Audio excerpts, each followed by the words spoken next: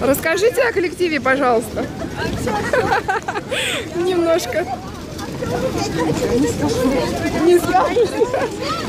Скажи, сколько лет коллективу? И кто туда ходит? 41.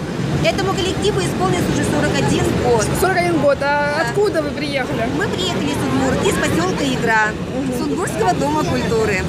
Коллектив имеет статус народный ансамбль песни, удмуртской песни «Чардон», под таким красивым названием.